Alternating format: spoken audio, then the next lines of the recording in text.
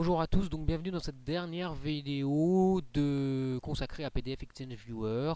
Comment ce logiciel peut-il nous intéresser en tant qu'ergothérapeute, c'est-à-dire quelles fonctions intéressantes on va y trouver, notamment dans l'optique d'un jeune qui utilise l'ordinateur en classe. Donc on a déjà décrit l'installation, ensuite les outils d'annotation principaux. On va voir maintenant comment sortir tout ou partie de ce PDF et des annotations rajoutées pour l'insérer dans un cours, parce que ça peut être nécessaire d'avoir à faire ça.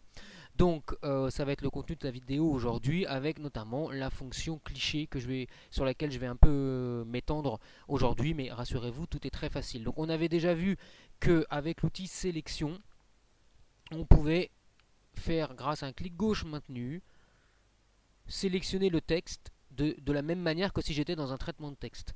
Alors si là avec l'outil sélection vous n'arrivez pas à prendre le texte, c'est que le fichier on va dire d'une certaine manière n'est pas compatible. Alors je sais pas pourquoi, des fois ça l'est, des fois ça ne l'est pas.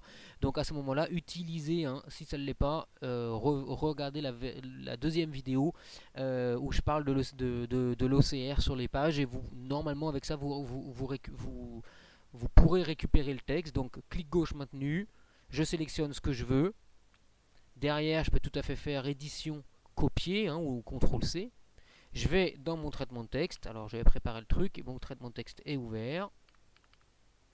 Et je fais coller, CTRL V, et là je récupère le texte complètement. Donc là je peux l'éditer exactement comme un texte standard. Donc je peux, voilà, le centrer, changer la police, la mettre plus grande, changer éventuellement la couleur. Je peux faire exactement tout ce que je veux. Si j'ai l'option en plus de lecture, l'extension de lecture, je peux tout à fait faire lire le texte. TP créer une bibliothèque. Voilà. Donc, c'était pas l'objectif de la vidéo, mais je voulais vous montrer que c'était quand même possible. Alors, revenons maintenant à nos moutons et à l'outil cliché. Alors, l'outil cliché va permettre de capturer une partie ou une page entière de notre PDF. Alors, effectivement, si le document PDF contient plusieurs pages, il va falloir faire plusieurs fois l'outil cliché. Donc, on clique dessus pour le prendre.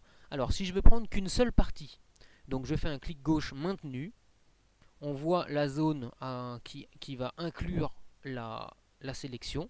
Et quand je lâche, c'est comme si je faisais un copier. Donc je mets ça dans la mémoire de l'ordinateur. Alors pas en tant que texte, en tant qu'image, on va dire. Je reviens dans le traitement de texte, et là je fais CTRL V ou édition coller. Voilà.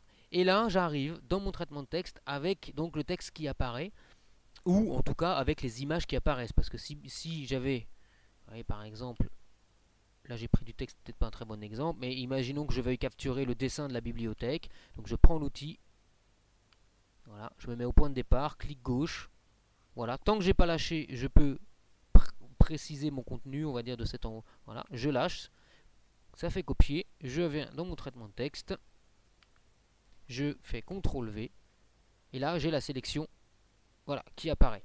Donc bien évidemment, après les images peuvent se superposer, ça peut être assez vite le bazar, mais on peut prendre tout ou partie. Après on peut bien évidemment le redimensionner et le déplacer. Voilà. Et pour le supprimer, il faut qu'il y ait, pareil pour le déplacer, je fais un clic gauche maintenu, ça c'est une fonction du LibreOffice, donc je ne vais pas m'étendre trop là-dessus.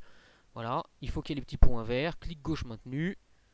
Pareil pour supprimer, il faut qu'il y ait le petit point vert, et j'appuie sur la touche Sup de mon clavier. Donc ça c'est pour ne prendre qu'une petite partie de mon document. Si je veux prendre maintenant la page entière, c'est encore plus facile, parce qu'une fois que j'ai pris l'outil cliché, je viens faire un clic simple, clic gauche simple sur ma page, et là on voit que ma zone de sélection est calée sur mes bordures de page au bas, gauche et droite. Ensuite, j'agis de la même manière, je vais sur mon traitement de texte, voilà, et je fais CTRL V. Alors c'est un peu moins immédiat parce que voilà, c'est un peu plus lourd pour la mémoire, et là on voit que j'ai l'ensemble de ma page. Pareil, je peux la déplacer, la supprimer, la redimensionner. Là, j'ai choisi de la supprimer. Alors, on revient dans PDF Exchange. Une autre fonction, mais sur laquelle je ne vais pas m'étendre, parce que finalement, j'y vois pas tellement d'intérêt, mais il faut savoir que ça existe. C'est dans Fichier, Exporter. Vous cliquez sur Exporter image, et là, vous avez un module un peu comme les impressions, où vous pouvez choisir, de sélectionner tout pour... Voilà. Vous pouvez choisir le dossier ici, le dossier d'enregistrement. Personnellement, moi, ça va être sur mon bureau. Et le nom. Là, j'avais déjà préparé le truc. Donc, test vidéo. Voilà, il y avait une belle faute d'orthographe. Voilà, test tuto vidéo export. Voilà, la résolution, on ne touche pas. Et je clique sur exporter. Là, l'ordinateur va cogiter pendant quelques secondes. Et il est en train de m'exporter au format image le contenu de ma page. Là, ça n'a rien à voir avec l'outil cliché. Hein, alors, donc, je peux fermer PDF Exchange. Enfin, je vais le réduire. Je vais réduire ça. Oula, ça n'a rien à faire là. Et du coup, j'ai le fichier ici. Tuto export vidéo. Voilà. Et là, on l'a en tant qu'image. Bon.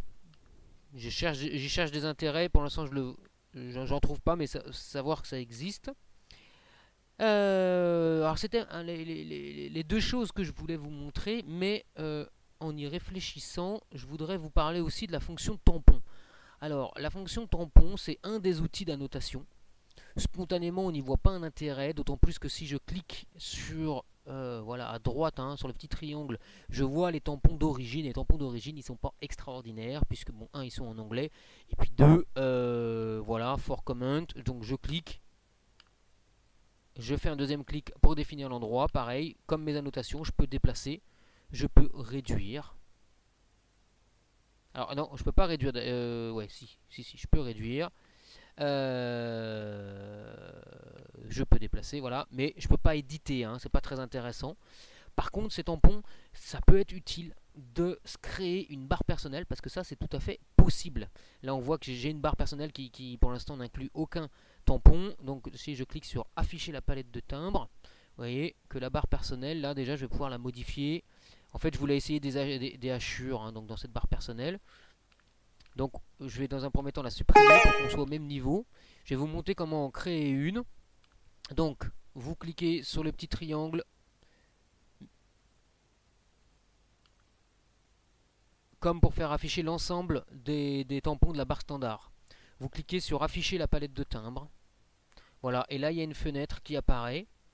Alors on voit d'ailleurs qu'on peut, hein, cette barre standard, on peut pas la supprimer. Non, j'allais dire qu'on peut la supprimer, on peut pas la supprimer.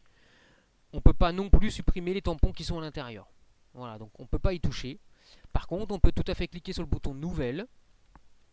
Alors je vais mettre tampon perso Guillaume par exemple. Voilà. Alors nouvelle collection, par contre celle-là je vais la supprimer, je sais pas pourquoi il y en a une deuxième qui s'est faite. Voilà, alors ce qui est intéressant, c'est qu'on voit là, on peut faire à partir d'une image. Ou même à partir du presse-papier d'ailleurs. Alors à partir du presse-papier, j'ai jamais vraiment essayé, je vais essayer en direct. Éventuellement, parce que là, le tampon ça peut servir pour des zones, enfin des choses à écrire qui viennent régulièrement, comme le nom, prénom, éventuellement la classe. Donc imaginons que ça soit pour moi. Voilà. Guillaume Durieux. Alors là, je fais pas attention à la présentation. Je le sélectionne. Clic droit, copier. Voilà. Je reviens dans PDF Exchange. Alors ouais, sauf que là, à partir du presse-papier, il veut pas. Donc bon, je voulais essayer en direct, c'était peut-être pas la meilleure idée. Je vais vous montrer comment faire à partir d'une image. Parce qu'à partir d'une image, c'est facile. Donc j'ai mon PDF, enfin j'écris le nom qui devra apparaître dans le tampon. J'appuie plusieurs fois sur Entrée pour que le curseur clavier disparaisse. Ensuite, j'appuie sur la touche Imprime écran de mon clavier. Là, j'ai fait une capture d'écran. Je vais ouvrir grâce à Photofiltre, qui est un logiciel que vous pouvez trouver gratuitement. Voilà, Photofiltre, vous téléchargez la 7ème version, il est complètement gratuit. Il vous permet de faire des petits montages photos très basiques, mais voilà, des petites retouches qui sont très pratiques. Voilà, vous allez cliquer sur édition et coller en tant qu'image, ou vous faites le raccourci CTRL MAJ GV. Voilà, on peut zoomer hein, ici avec le bouton plus. L'outil qui est déjà de sélection, je le reprends et je fais une sélection avec le clic gauche maintenu où j'inclus ce qui sera le contenu du tampon. Voilà. Derrière, je fais édition, couper. Je ferme mon fichier sans titre 1 là en cliquant sur la croix rouge. Il me demande si je veux enregistrer, je lui dis non. Ensuite, je fais fichier, même pas, édition, coller en tant qu'image. Donc je refais CTRL Maj V. Voilà. Et là, j'ai uniquement le contenu de mon tampon. Donc je vais enregistrer sous. Alors là, je vais me mettre sur le bureau hein, pour pas que ça prête à confusion.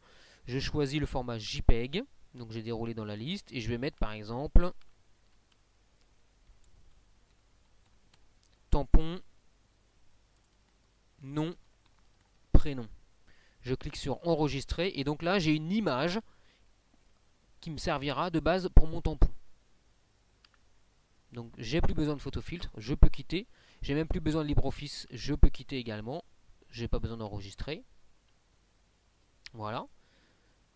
Voilà, maintenant il veut bien que je fasse il veut bien que je fasse du presse-papier, c'est pas grave. Donc à partir d'une image, je clique sur à partir d'une image. Bien évidemment, il va me demander de quelle image. Donc je vais chercher l'image que je viens de créer, qui est sur mon bureau, qui s'appelle donc tampon nom prénom. Voilà. Et je fais ouvrir. Et voilà, et là on voit apparaître le tampon personnel. On voit qu'on peut le modifier, on voit qu'on peut le supprimer. D'ailleurs, si j'avais fait du presse-papier, ouais, du presse-papier, ça aurait marché aussi.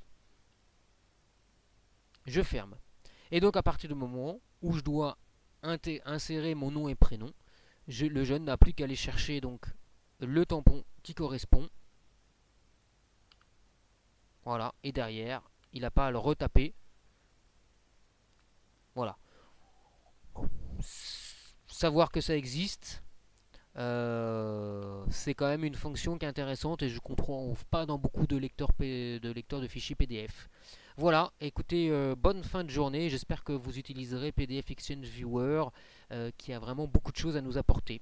Merci, au revoir.